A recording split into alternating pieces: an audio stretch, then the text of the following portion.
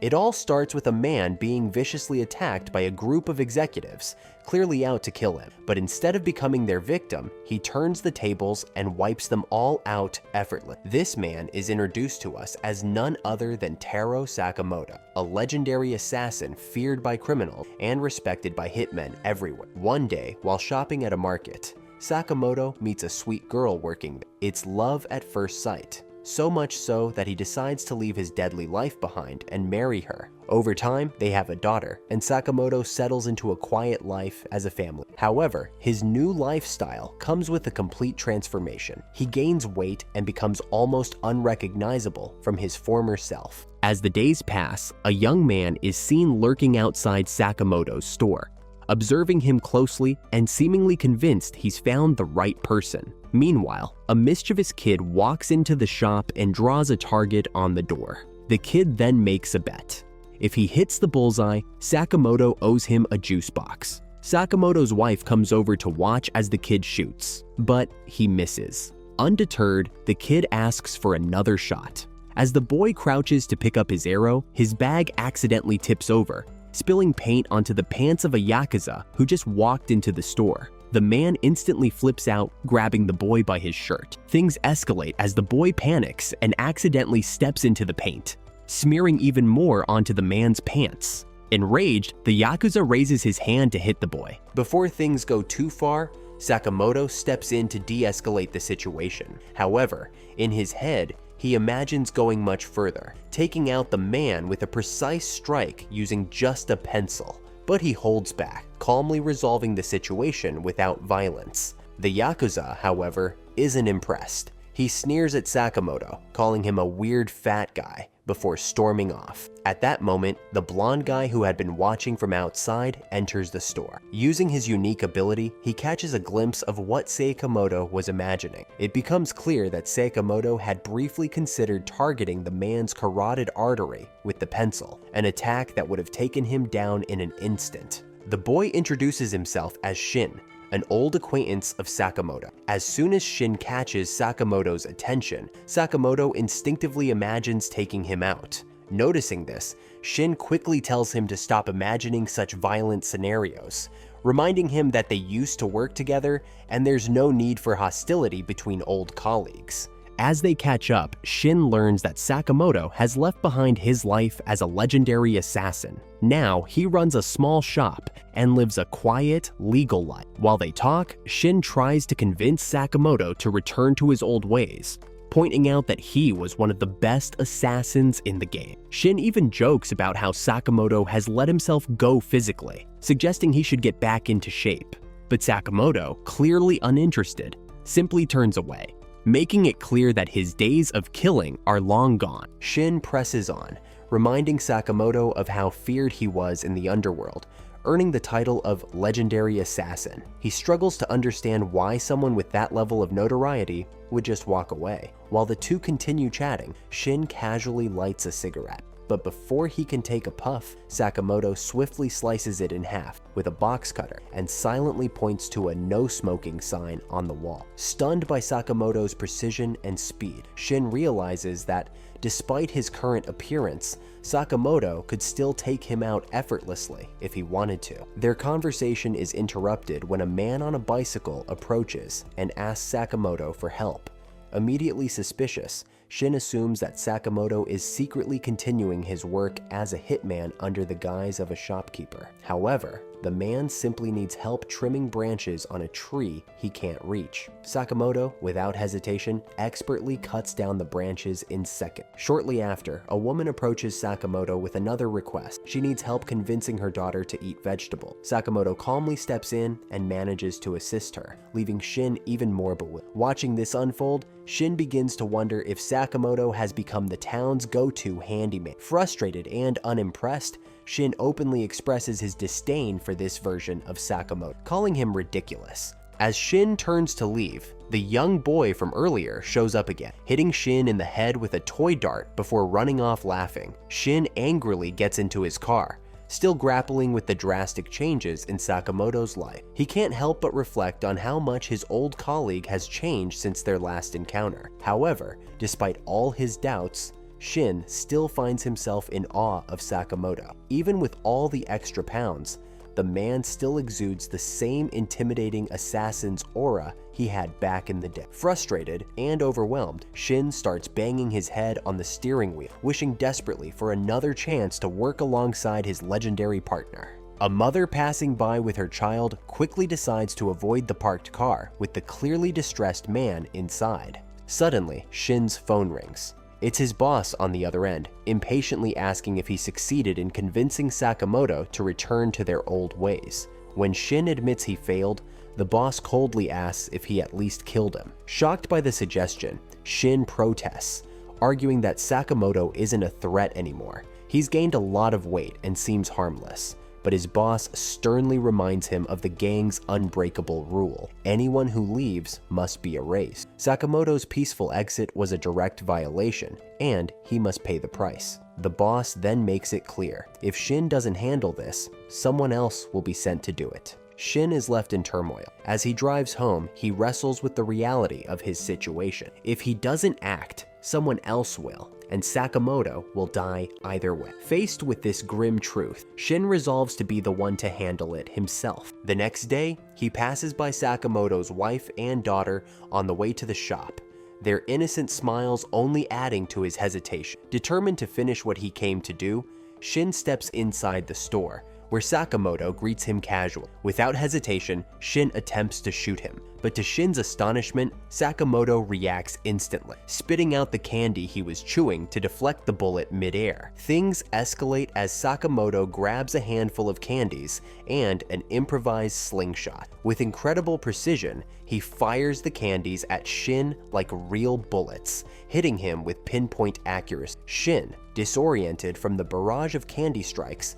collapses to the ground, only to be kicked by Sakamoto moments later. Before losing consciousness, Shin has a moment of clarity, realizing how dangerously close he came to doing something he'd never forgive himself. Hours later, Shin wakes up on the second floor of the shop, surrounded by the aftermath of their skirmish. Sakamoto's wife calls him to join the family for dinner, as if nothing happened. Confused by her warm demeanor, given he had just tried to kill her husband, Shin cautiously sits at the table. Skeptical of their kindness, he suspects the food might be poison, but even with that thought in mind, he takes a bite, confident in his training to resist any toxin. The first bite surprises him. It's not poisoned, it's delicious. Overwhelmed by the meal's flavor, Shin blurts out how good it is, though he notes it's a bit too hot. As he continues eating and chatting with Sakamoto's family, he begins to notice something different, something he's never felt before. A sense of warmth and belonging that he's never experienced in any of his dangerous jobs. As Shin reflects on his actions, he finally understands why Sakamoto gave up being an assassin. It's all to protect the precious moments he has with his family, the ones he loves most. After the meal, Shin expresses his gratitude for the family's hospitality and heads off to face his boss. When he arrives, the boss wastes no time grilling Shin about the mission. "Did you take Sakamoto out?" he asks. Shin's silence gives him away, and the boss realizes he failed. Determined to save Sakamoto, Shin drops to his knees, pleading for his friend's life. The room erupts in laughter at his desperate act. The boss, however, isn't laughing. He demands to know why Shin is so hell-bent on defending Sakamoto. Shin explains that Sakamoto isn't the same man. He's a changed person, now a family man. But the boss doesn't buy it. He reminds everyone that Sakamoto broke the gang's sacred rules, and for that, his life must be forfeited. With no other options, Shin makes a bold move. He offers his own life in exchange for Sakamoto's. The room falls silent. The boss smirks, asking why Shin is willing to go so far. Shin confesses that he feels immense guilt for pointing his weapon at someone he deeply admires. The only way to atone, he believes, is to sacrifice himself. The boss seemingly agrees, but silently plots to kill Sakamoto anyway, even after Shin's death. Using his telepathy, Shin reads the boss's thoughts and uncovers his true intentions. Furious, Shin realizes his boss is a deceitful and treacherous man. The boss, Panicking that Shin knows the truth, orders his men to kill him immediately. Meanwhile, at his shop, Sakamoto listens in on everything using a hidden earpiece. Without hesitation, he gears up, grabbing a high-powered shock weapon from his secret arsenal. Back at the scene, Shin takes on the gang's henchmen, using his telepathic ability to anticipate their moves. One by one, he takes them down, leaving them eating dirt. However, things escalate when a sniper fires at Shin from a rooftop. Miraculously, Shin dodges the shot, but the gang now intensifies their efforts, recognizing that Shin isn't an ordinary opponent. One of the assassins realizes the key to Shin's success, his telepathic ability, which allows him to read their every move. The boss, now frantic, orders his men to keep their distance, knowing that if they stay far enough, Shin won't be able to read their thoughts. As the chaos intensifies, Shin realizes he's down to his last magazine of bullets. He knows he needs to figure out an escape plan fast. But just as he tries to make a run for it, a bullet grazes his foot, and he finds himself cornered by the other assassins. Just when things seem bleak, Sakamoto swoops in, armed with nothing more than a stun gun, and takes out every last opponent without taking a single life. Shin watches in awe as Sakamoto effortlessly incapacitates everyone. The boss, panicking, shouts for his men to kill Sakamoto, but it's no use. One by one, they all get obliterated by Sakamoto's swift and precise moves. Witnessing this, Shin can't help but marvel, declaring to himself, "This is the legendary assassin. He hasn't changed a bit." After the dust settles, Shin asks how Sakamoto even knew what was happening. In response, Sakamoto pulls out a tiny listening device he had planted earlier, leaving Shin dumbfounded.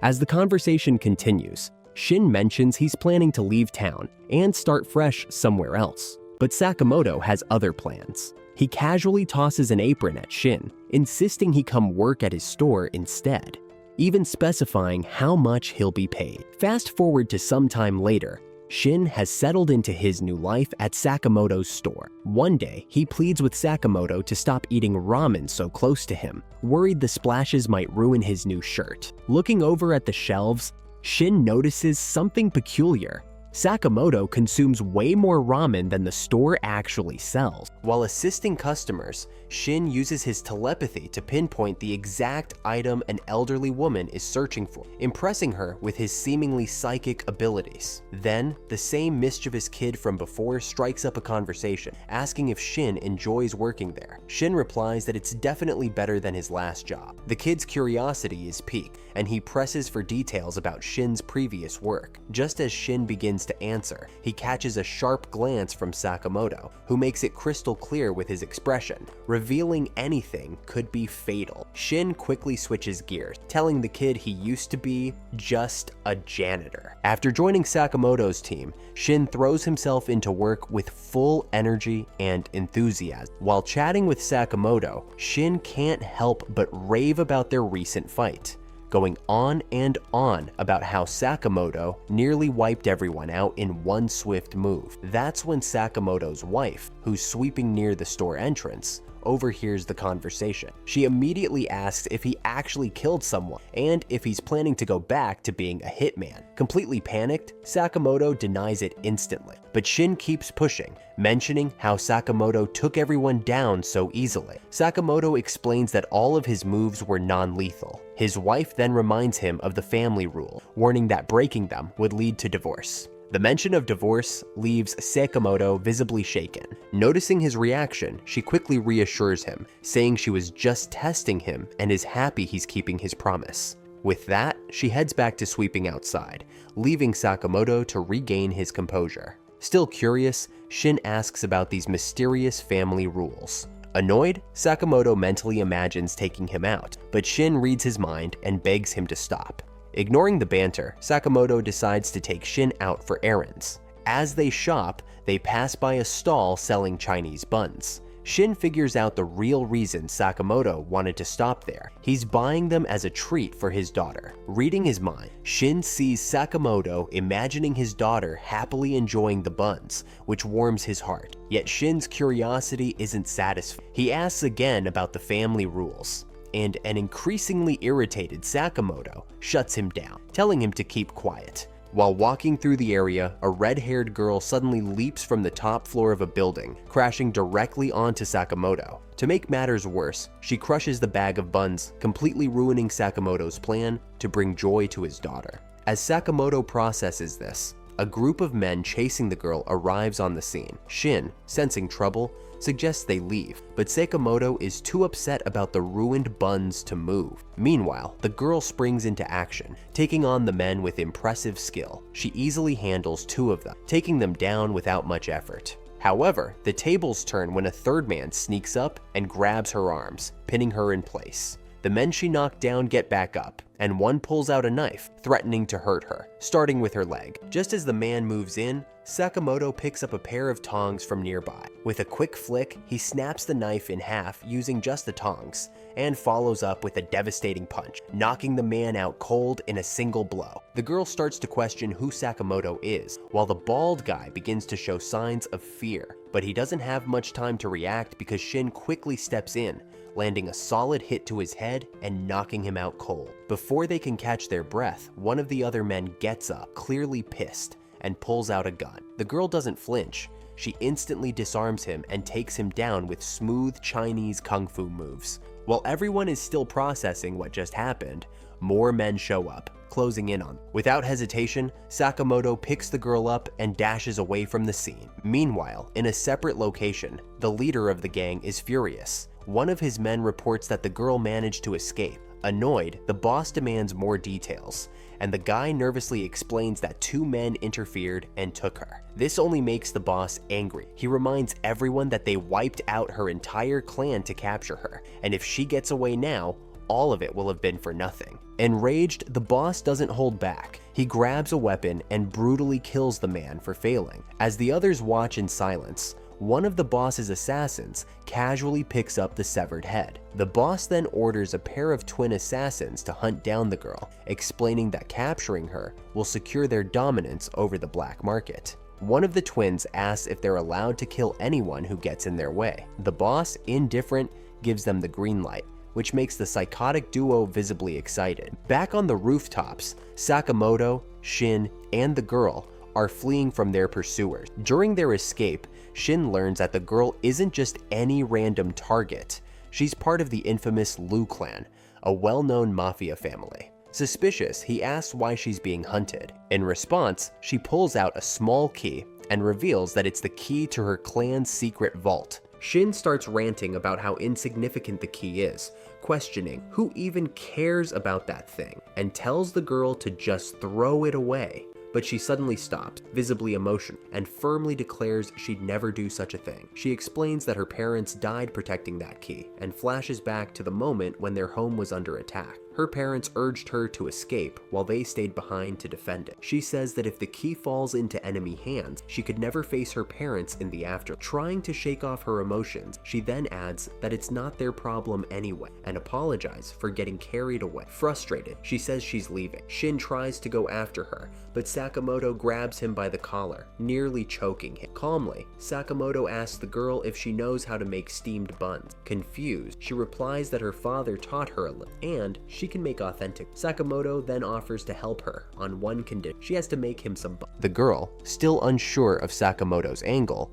hesitates for a moment but agrees. Just as the tension eases, Shin suddenly yells, warning that one of the enemies has shown up. Sakamoto doesn't have time to react and is hit, the blow sending him flying across to another rooftop. The girl points out that she already warned them, but they wasted time talking, and now the situation has gotten much worse. Shin, confused, asks who those 2 lunatics are. She explains they're twin assassins, deadly professionals who charge absurd amounts of money but never fail a target. On top of that, they're serial killers who enjoy the act of killing. As a twisted hobby, they even draw sketches of their victims' faces after they're dead. The twins, hearing this, are pleased to be recognized, but admit they probably should be embarrassed as hitmen for becoming so famous. Shin mocks them, agreeing that they should feel ashamed, and throws a punch at Sunhee. Sunhee easily catches Shin's punch without effort. Smirking, he taunts Shin,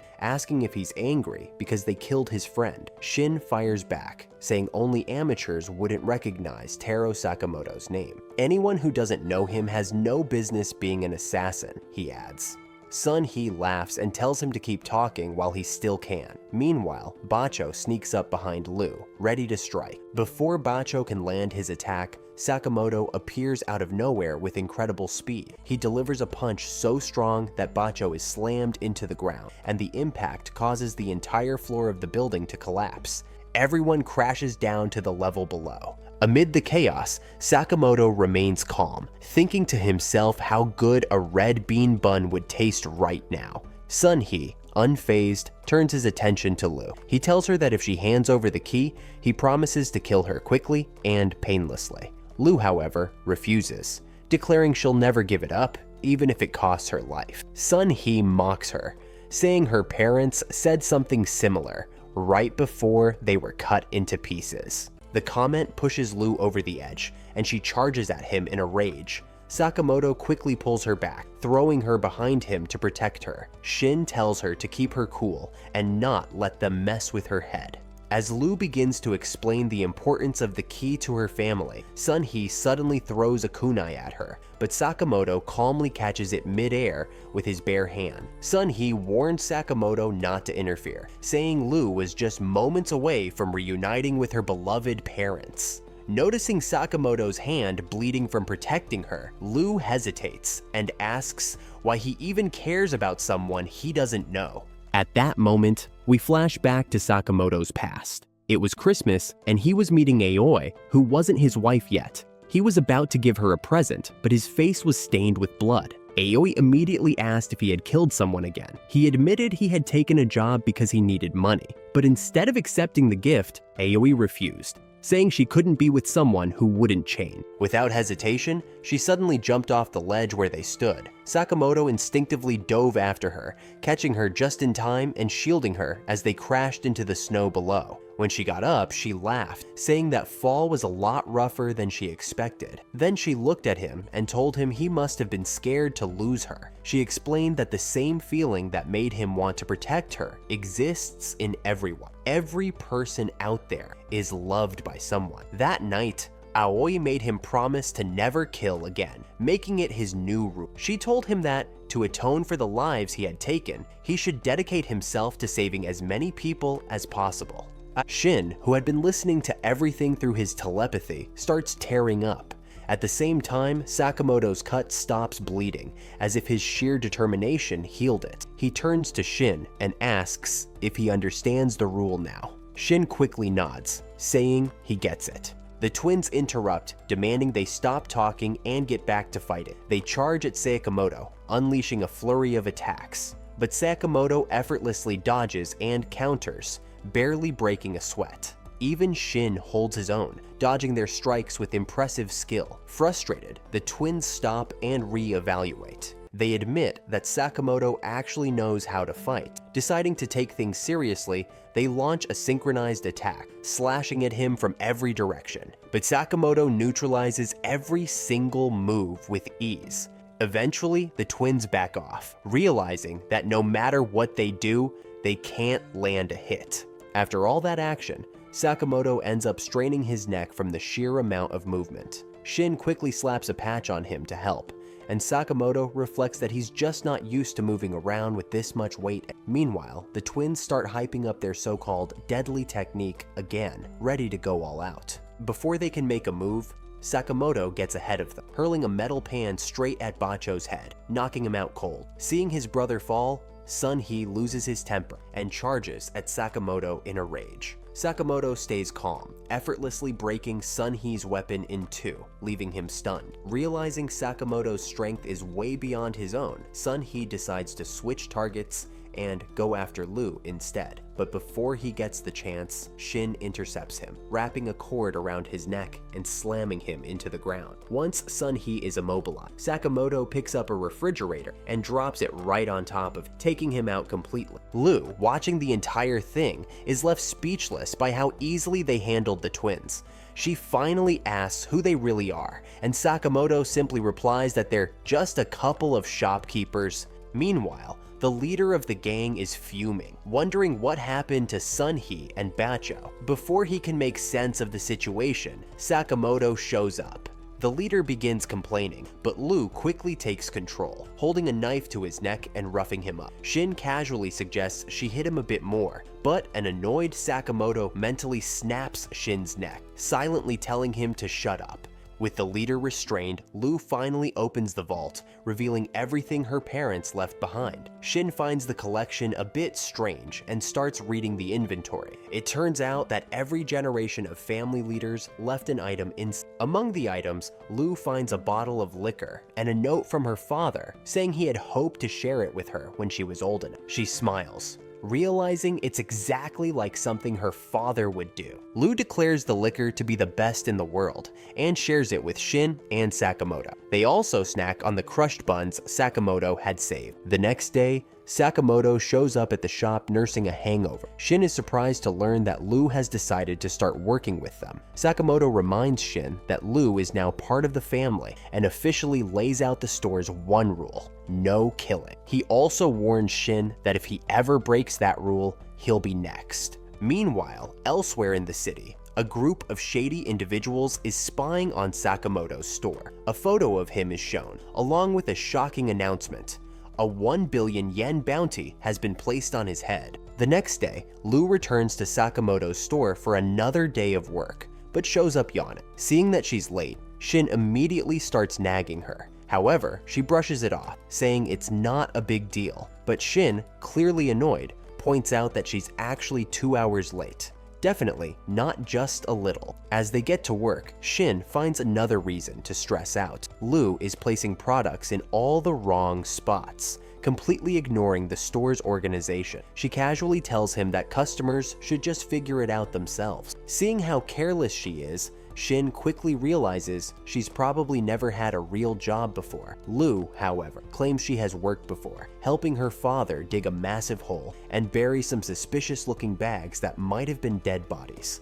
Shin, now genuinely creeped out, complains to Sakamoto, saying he doesn't trust Lu, even though he himself used to be an assassin. As the two argue, Sakamoto steps in to calm things down, assigning them different tasks. Lu is surprised to hear Sakamoto actually speaking for the first time. She had no idea he could talk so much. Shin is just as shocked since it's also his first time seeing Sakamoto be this talkative. A few minutes later, the real reason behind Sakamoto's sudden chatter is revealed.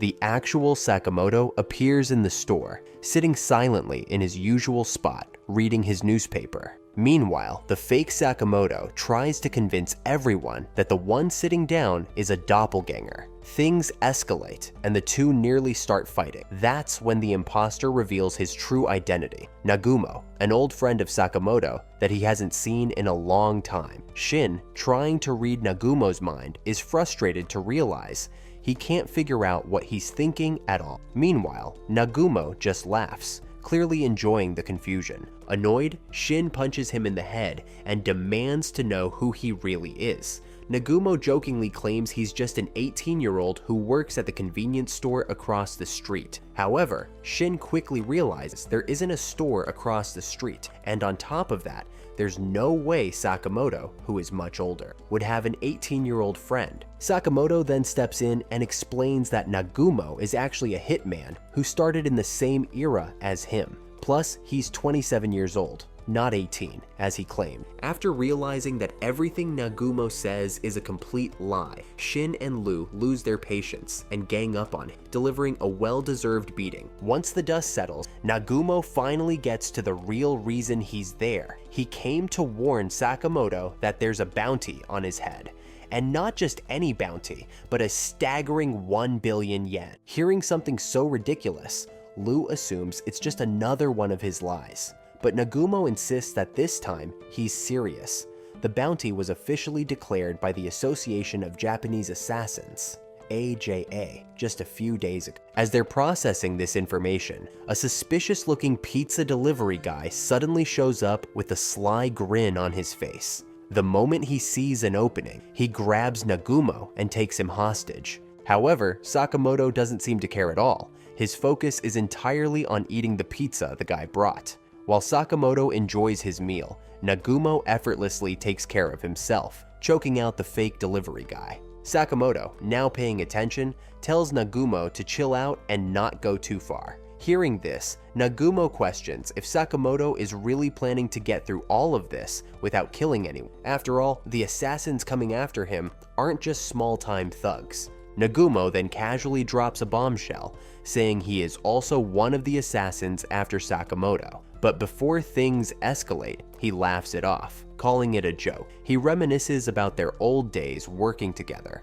showing he still has some loyalty left. With that, Nagumo turns to leave, but before he does, Sakamoto asks what anyone would gain from his death. Nagumo shrugs, saying that assassins don't ask questions, they just complete their missions. Meanwhile, the men who sent the fake delivery guy to kill Sakamoto are watching everything unfold live. One of them scoffs, mocking the idea that a fat guy like that could be worth 1 billion yen. However, another member at the table warns them not to underestimate Sakamoto. Instead, he advises they focus on outsmarting him in every possible way. He reminds them that Sakamoto was once part of the Order, a group of elite assassins, meaning he could turn the tide of battle at any moment if they aren't careful. But not everyone at the table is convinced. One of them dismisses the Order as nothing more than a myth, and besides, Sakamoto has been retired for 5 years. Surely, he's not a threat anymore, right? Right as they finish talking, Sakamoto himself suddenly speaks directly to the men through their surveillance feed. He makes it clear, if they keep coming after him, he'll send them straight to hell. Then, without hesitation, he shoots the camera, cutting off their live feed. The men are left stunned, realizing that Sakamoto knew he was being watched the whole time. Later, while talking with Shin, Sakamoto is approached by his family. His daughter, Hana, reminds him about the Sugar Bunny Festival happening the next day. The moment he realizes he forgot, he starts internally panicking. The next day arrives, and the family enjoys their time at the amusement park. However, Sakamoto remains distracted, thinking about what Nagumo warned him about, the 1 billion yen bounty on his head. Meanwhile, Shin and Lu decide to spend the day keeping an eye out for enemies, making sure nothing ruins Sakamoto's time with his family. But as soon as Lu sees the massive crowd, she realizes it's going to be hard to spot any threats. Shin, staying calm, tells her to chill. There aren't any enemies nearby yet. Lu questions how he can be so sure, but Shin reminds her he can read everyone's minds within a 30-meter radius. As long as no one is thinking about attacking, they're in the clear. But as they move further into the park, Shin suddenly alerts Sakamoto. An assassin is approaching from the northeast, disguised as a janitor. The moment their paths cross, Sakamoto reacts instantly, taking the guy down with just a pen. Lu and Shin quickly drag the unconscious body away before Sakamoto's wife notices anything suspicious. They dump the attacker in a nearby wooded area, and Shin and Lu are left shook. Sakamoto didn't even have to look at his target, yet he still managed to hit vital organs and arteries perfectly. Meanwhile, one of the assassins watching from a distance realizes that Shin is going to be a major problem with his ability to read minds. However, after thinking it through, he figures out a solution. He just needs to not think about killing Sakamoto at all. If he keeps his mind blank, he can completely slip past Shin's radar. With that plan in mind, the assassin walks right past Shin without raising suspicion. Later, they head toward another roller coaster. Shin and Lu take seats at the back so they can get a full view of any threats. But as Shin scans the thoughts of everyone around him, he starts to realize something. None of the passengers seem to have any killer intent. Lu acknowledges that this isn't exactly the best place for an assassination, but even so, she can't shake off her suspicion about the guy who just passed by earlier. Shin reassures her, saying the man isn't thinking anything dangerous. However, Lu still finds him way too sketchy. His body is stitched up like a human voodoo doll. Shin brushes it off, telling her not to judge a book by its cover. Meanwhile, the gray-haired man realizes he's already been spotted by his targets, even though he hasn't shown any hostility yet. At that moment, Shin finally catches a thought from the guy and immediately warns Sakamoto. The assassin doesn't hesitate. He pulls a gun and fires straight at Sakamoto, but the bullet is completely blocked by his bulletproof glasses. Shin reacts instantly, lunging at the gray-haired man and dragging him away for a one-on-one. But instead of a clean getaway, they crash right onto the roller coaster tracks. The assassin smirks, pointing out that Shin almost got them both killed for nothing. Meanwhile, Shin quickly realizes something strange. He can't read this guy's thoughts at all. Before he can figure out why, the roller coaster speeds right toward them. Shin jumps away just in time, but the assassin takes the chance to hurl 2 knives at him. Shin barely dodges, but the blades graze him slightly. Within seconds, his vision begins to blur. The knives were poisoned. Seeing that his attack worked, the assassin calmly tells Shin he's as good as dead. He then says Sakamoto is just like him, rusty, and now afraid of death. According to him, fear is a major weakness. He claims that when people hesitate, even for a fraction of a second, it can cost them their lives. He also points out that Shin is afraid of dying too. That fear made him hesitate, just enough for the assassin's knives to land. But Shin isn't about to let him talk trash about Sakamoto. He immediately fires back. Sakamoto doesn't fear death. He just has something more important to live for. Protecting his family is his greatest mission. As they continue talking, the roller coaster speeds past them again. Shin uses the momentum from the seats, launching himself straight at the gray-haired assassin. The two exchange a series of fast punches before Shin grabs the man and throws both of them off the tracks, sending them crashing into the middle of a children's theater performance. Shin, still affected by the poison, stumbles onto the stage of the children's play. Thinking fast, he grabs a giant sugar bunny costume and throws it on. Miraculously, his vision starts clearing up, just enough for him to land a solid punch on his opponent. The assassin is stunned. By now, Shin was supposed to be completely blind, but before he can figure it out, Shin is already on the move, dodging incoming knife attacks while delivering rapid punches in return. Meanwhile, in the audience, Sakamoto's wife watches the performance and starts to feel that this feels a little too real. Backstage, Sakamoto calmly gives Shin real-time battle instructions, telling him when to dodge, where to strike, and how to counter. With Sakamoto's tactical guidance and his mind-reading ability, Shin gains the upper hand. Then, with perfect timing, Shin finishes the fight with a double flying kick, sending his opponent crashing down in front of the stage. The kids in the audience explode with excitement, thinking it's all part of the show. From the crowd, Sakamoto gives a nod of approval, saying Shin did an amazing job. Shin, catching his breath, smiles, proud to have been truly useful to his friend. While they were still having fun on the roller coaster, 2 others were plotting to attack Sakamoto.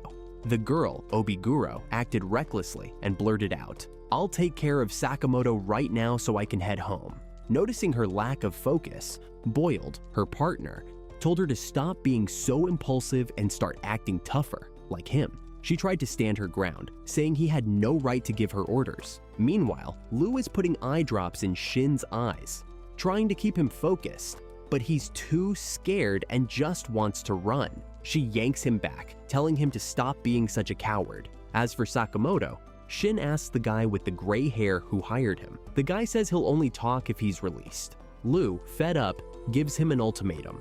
"Talk now, or I'll poison you with your own knife." The guy starts talking, revealing that he was hired by a company called Dondenkai, a toxic and exploitative place. While this is going on, Shin remembers that the gray-haired guy called him a coward for being afraid of dying. But when Lou threatened him with death, he backed down, making him look pretty hypocritical. The gray-haired guy, still not ready to die, confirms that he's registered with the AAJ, which leaves Lou confused. Shin explains that AAJ stands for the Assassin Association of Japan, an organization that manages hired assassins, and it's estimated to have about 400 of them in the country. Lou, still not quite getting it, mentions that Shin's document looks like a driver's license. Shin clarifies that it's actually much harder to get than a regular driver's license. During their conversation, the gray-haired guy gets curious and asks if Sakamoto was part of the order. Before Sakamoto could answer,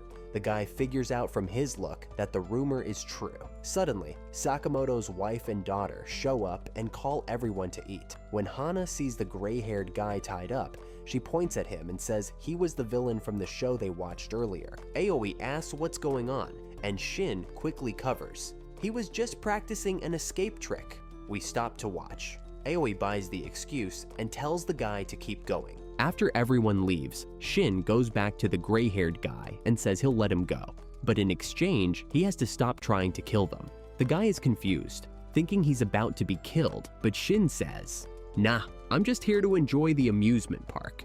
With that, he walks off. Later, Hana walks up to the villain and puts a bandage on his wounded arm, thanking him for the excellent performance he gave in the theater show. After being left alone again, the gray-haired guy unties himself and decides to enjoy the park a little longer before leaving. Meanwhile, Lu notices that Shin is acting strange and asks what's going on. Shin explains that he's feeling a little disoriented due to the poison and says he won't be able to read minds for the rest of the day. Hearing this, Lu starts complaining, saying that Shin needs to keep detecting potential threats to Sakamoto because their time at the park isn't over yet. Still groggy, Shin replies that this has never happened to him before, so it'll just be an exception.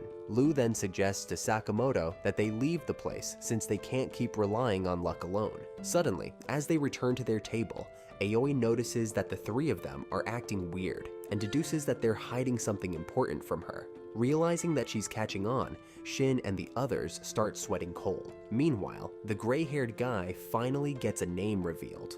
Boiled goes up to him and addresses him as Tatsu. Then Obiguro throws him to the ground and sits on top of him. Seeing this, Boiled tells her to stop spreading her legs like that, saying it's not the behavior of a lady. She gets up all giggly, thinking he's acting tough and liking it. After Tatsu stands up, he asks what the two of them are doing at the park. Boiled explains that they're here to finish the job that Tatsu started but couldn't complete. During their chat, Boiled mentions that the scar on his face reminds him of Sakamoto. Upon hearing this, Obiguro deduces that Sakamoto must have caused that scar on his face. Boiled, angry, yells at her, saying he actually got hurt after falling on the street the other day. Meanwhile, Tatsu watches them from a distance, observing their childish interactions.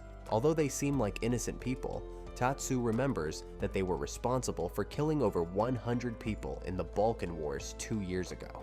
Back to Sakamoto and the others, Shin tries to convince Owai that they're not hiding anything, but Owai begins to suspect that they're just not enjoying the amusement park.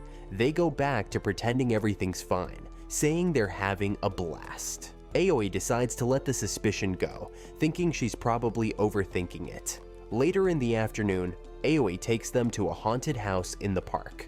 Seeing the place, Shin starts to get worried, knowing a place like that is perfect for an assassin. It's dark and eerie with little light. As they walk through the corridors of the haunted house, Boiled and Obiguro watch them on a security camera. While they continue down the hallway, they're confronted by an assassin disguised as a zombie who tries to kill Sakamoto but ends up failing miserably. Sakamoto grabs the assassin's ID, revealing that he wasn't a part of the attraction's zombies, but actually a hired assassin sent to kill him.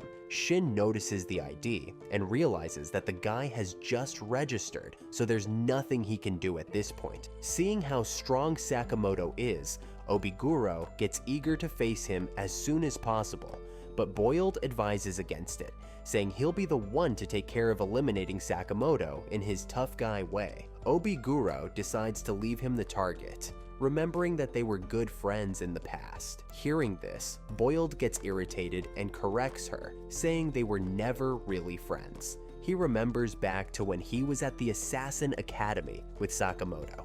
During the brief moments he spent with him, Boiled realized Sakamoto was just as tough as he was, which made him like him instantly, since they were essentially the same. As time passed, the two became closer, and on Valentine's Day, Boiled tells Sakamoto that they're different from other guys. They don't care about celebrating the day by eating chocolates with some ordinary person. After all, they're just too tough for that. But suddenly, a group of girls approaches Sakamoto, and the girl in the middle offers him a box of chocolates and asks him out. His locker is stuffed with chocolates from other girls, and out of nowhere, Nagumo rolls up with a wheelbarrow full of chocolates. Seeing Boiled standing next to Sakamoto, Nagumo asks, "Who's that guy?" Sakamoto nonchalantly says, "I don't even know him," before walking off. Back in the present, Boiled reflects, saying that for a moment he thought he and Sakamoto were partners, but in the end he realized Sakamoto wasn't as tough as he thought. Obiguro can't believe that such a silly reason was the real cause of the fallout between them.